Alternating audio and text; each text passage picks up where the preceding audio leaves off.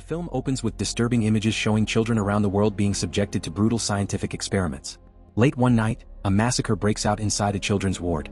Search teams comb through the nearby forest, hunting for a few kids who manage to escape. One of them is a young girl running for her life, desperate to avoid the same fate as the others. The searchers eventually catch a little boy and bring him before a woman in charge. She expresses disappointment that the girl got away but decides it isn't worth the effort to keep chasing her, believing that the girl's unique condition means she won't survive long on her own. Early the next morning, a farmer finds the missing girl collapsed in the woods, filthy and barely conscious. He takes her home, and after consulting a doctor, learns that the girl will recover physically but seems to be suffering from amnesia. She can't remember her name or age. As the farmer's wife leaves the room, the unconscious girl grabs her hand tightly, forming an unexpected emotional connection that begins to grow between them. 10 years later, the girl, now called Jaeyoon, lives peacefully with the farmer and his wife, Mr. and Mrs. Gu, who have raised her as their own. Jaeyoon helps around the farm, driving and doing chores since both of her adoptive parents are in fragile health. One night during dinner, they watch a news report about the murder of a geneticist and the recent troubles in the livestock market. Mr. Gu wonders aloud if they should sell some of their cattle, while Jaeyoon quietly disagrees. Later that evening, after taking a shower, Jaeyoon suddenly experiences a terrible headache. Concerned about her mother's worsening Alzheimer's, she starts researching it online. The next morning, Jaeyoon meets her best friend, Myung-hee, at the bus stop. Myung-hee tells her about a popular TV talent contest called Birth of a Star, which offers a $500,000 grand prize. She jokes that Jaeyoon could use her intelligence and good looks to win, even if she isn't much of a singer. To everyone's surprise, Jaeyoon gets a perfect score during the initial test, earning a spot in the competition. That night, the Gus and Myung-hee watch Jaeyoon's audition on television and cheer her on, proud of her performance. But things get tense when the show's host asks Jaeyoon if she has any special talents, and she casually says she can do magic. Her parents react with visible unease, clearly alarmed by her choice of words. Myung-hee brushes it off, saying it'll make Jaeyoon more popular online. Before she can finish defending her, the phone rings, but when she answers, no one is on the line. Later, Jaeyoon's parents sit her down and warn her about exposing herself too much to the public. Her mother worries about the attention, but her father reassures her that she probably won't win anyway and that it'll just be a harmless experience. Before bed, Jaeyoon gets another painful headache, and senses somehow that there are people watching them from the mountains. The next day, Jaeyoon and Myung-hee take a train to Seoul for the next round of the contest. They snack on boiled eggs, laughing until a strange boy sitting across from them starts staring. He calls Jaeyoon by the nickname Witch, claiming to know her. Switching between Korean and English, he tells her there's no point pretending anymore. But when he realizes she has no idea what he's talking about, he becomes unsettled. To test her, he almost hits her, but stops just before his hand reaches her face. The boy's expression changes as if he senses something, and to everyone's surprise, he suddenly bursts into tears.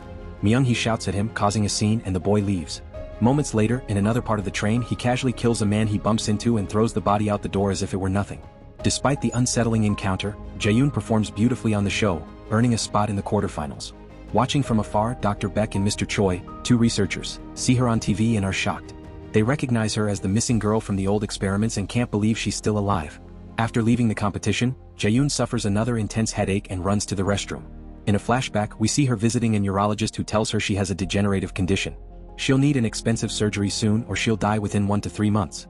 The doctor explains that the only possible cure is a bone marrow transplant from her biological parents. Back in the present, Myung-hee finds Jaeyoon and tells her they need to hurry back to catch the train. But when they try to get a taxi, a car full of rough-looking men pulls up in front of them.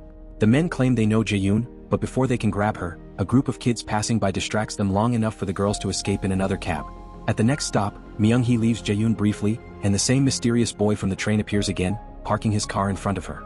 He speaks calmly, alternating between Korean and English, asking if she understands who those men were. Jaeyoon says nothing, frozen in confusion. Before driving away, the boy tells her she should go home. Panicking, Jaeyoon runs off and tells Myung-hee to call her father and have him bring the police to check on her parents. Officer Do agrees to help and intercepts the boy's van, where he's accompanied by several armed men. But by the time the girls reach home, Officer Do is nowhere to be found. Jaeyoon senses something off and rushes inside, only to find her parents and the officer sitting calmly, chatting in the living room. There's no sign of the strange boy. As the police leave, Officer Do quietly asks Jaeyoon if she knows the men who had followed her earlier, mentioning that they were actually Americans. She insists she doesn't know them and suggests they must have mistaken her for someone else. Elsewhere, a man arrives at his rural resort with his driver, only to discover the bodies of his wife and children brutally murdered inside the greenhouse. The killers are the same mysterious group seen before. They were supposed to kill the man, but went beyond orders and wiped out his entire family for fun. The driver tries to defend him with a gun, but the young boy from the train appears again. Using what seems like telekinesis, the boy forces the driver to turn the gun on himself and pull the trigger. The group sets fire to the property and drives off, leaving the house burning behind them. The next day, Dr. Beck reads the news about the death of the gene researcher and her family in the fire. She discusses the situation with Mr. Choi, who's growing increasingly concerned about the girl. Dr. Beck, however, tells him not to get involved. When she asks how he's holding up, Choi reluctantly removes his glove, revealing blackened, decayed skin on his hand. Another scientist interrupts and orders Choi to kill the girl but to bring back her brain for further study, claiming it might hold the key to understanding her special condition.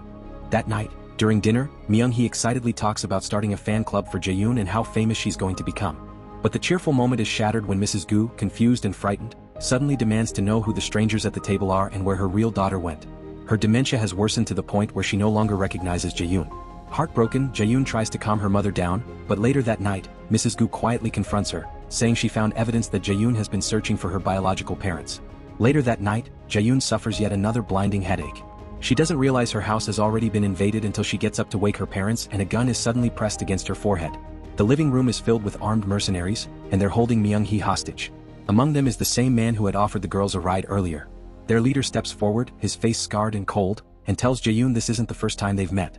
In fact, he says she's the reason he has those scars in the first place. Jae-yoon insists that he's mistaken her for someone else. But as one of the men grazes her neck with a knife, she suddenly breaks free from her captor's grip. In a lightning-fast movement, she grabs his gun and shoots every mercenary in the room with perfect precision. When the smoke clears, she faces the scarred leader alone and takes him down effortlessly. As he dies, Jae-yoon seems to awaken from a trance, her breathing heavy, her eyes wide with realization. Myung-hee stands frozen, terrified by what she's just witnessed. The mysterious boy from the train appears in the doorway, revealing that his entire group is already inside the house. He claps slowly, congratulating Jae-yoon as if proud of her. He claims her memories must have finally returned and turns to Myung-hee, asking if she's always known her friend was special. Myung-hee stammers that Jae-yoon has always been unusually smart despite never studying. She picks up languages after hearing them once, learns anything instantly, and has natural talent in almost everything she tries. Still, Jae-yoon has no idea what he's talking about, insisting she doesn't remember any of it. Seeing her confusion, the boy decides to take her with him to help her recover her memories. Myung-hee begs her not to go, but the boy threatens to kill everyone she loves if she refuses. With no choice, Jae-yoon agrees to go along. During the drive, he reveals something chilling, that her arrival at the Gu farm all those years ago wasn't random. He says Jae-yoon deliberately chose them because they were emotionally vulnerable, having lost both their son and grandson, making them easy to manipulate into caring for her. They arrive at an abandoned research complex, the same place where Jae-yoon was once kept as a child test subject. She's taken into a bright, sterile laboratory and strapped to a chair inside a glowing containment chamber. Over the intercom, the cold, familiar voice of Dr. Beck echoes through the room.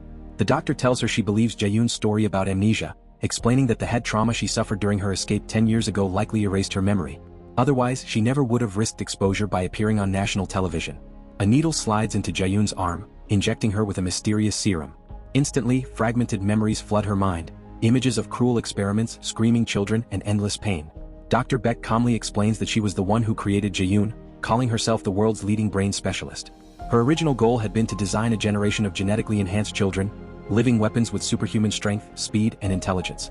But the experiments had severe side effects. The subjects became violent, unstable, and harder to control with every passing day.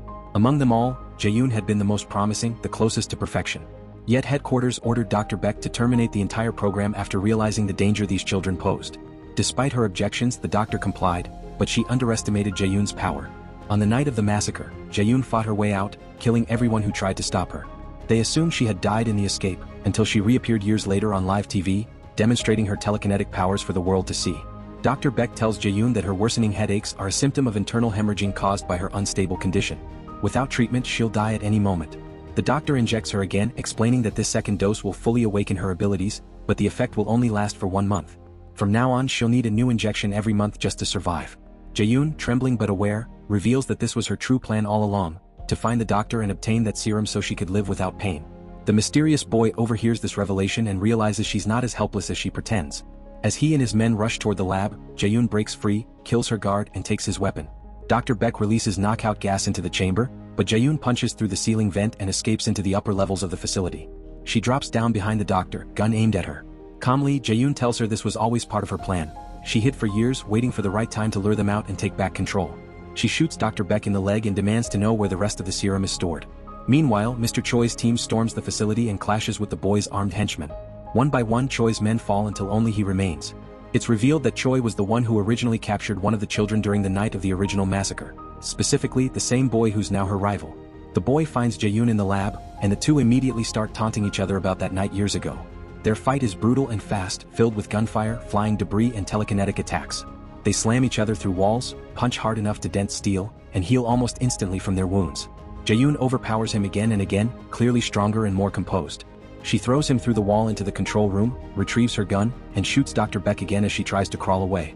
The boy grabs another weapon and opens fire, but Jaeyoon blocks every bullet midair using her powers. Even when her hand is sliced open, her skin rapidly seals itself shut. Before she can finish him, a gunshot rings out. Mr. Choi shoots her in the back. He then turns and shoots one of the boy's surviving comrades in the head. Dr. Beck, barely alive, thanks him for saving her, only for Choi to shoot her dead without hesitation. The last surviving mercenary lunges at Choi, and the two struggle violently. Choi wins, but as he catches his breath, he realizes Jaeyoon is right behind him. He tries to fight, but she's unstoppable. Within seconds, he's on the ground, lifeless. Jaeyoon turns to face the boy one final time. He's bleeding badly but still smirking, holding up the final vial of the cure. He tells her he'll reveal where the rest is, if she lets him live. It's a trick. His comrade attacks from behind, but Jaeyoon reacts instantly, blasting her with a telekinetic burst that obliterates half her face. The boy raises his gun, but she freezes him in place with her mind. Slowly, methodically, she stabs him several times before aiming her weapon at his head. As he coughs blood, he mocks her one last time, saying none of it matters. Their genetic design means they'll never live long, and she can never go back to her old peaceful life. Jaeyoon, cold and determined, says she doesn't care. She'll keep living as herself no matter what she is. She demands to know again where the rest of the cure is. The boy refuses. A single gunshot echoes and everything goes silent. Moments later, Jaeyoon locates the hidden stock of vials and walks out of the facility as explosions tear through the complex behind her, wiping out the last traces of the experiment. She returns to her old home and finds the farm surrounded by police and emergency vehicles. Knowing she can't go back, she slips away quietly. At the hospital, Mr. Gu sits beside his unconscious wife. Jaeyoon appears, placing a case containing the serum in his hands. She tells him to use it on his wife to slow her condition for the next 8 months. When he asks if she'll need it herself, she says she'll be fine with just a few doses. Before leaving, he confesses that when strange things began happening on the farm after her arrival, livestock dying mysteriously, he feared they were raising a witch. He admits he once regretted adopting her, but his wife's love changed that. Together, they made her their daughter. The film closes with Myung-hee recovering in the hospital, watching from the window as Jaeyoon walks away into the distance, alone once more. 3 months later, in a secluded seaside house, Jaeyoon visits a woman in a wheelchair. She opens a briefcase full of the cure vials, explaining she needs a permanent solution to survive. The woman calls someone else into the room, a young girl with scars on her face. Jaeyoon looks at her coldly and warns, "If you even touch me, I'll kill you." Thanks for watching.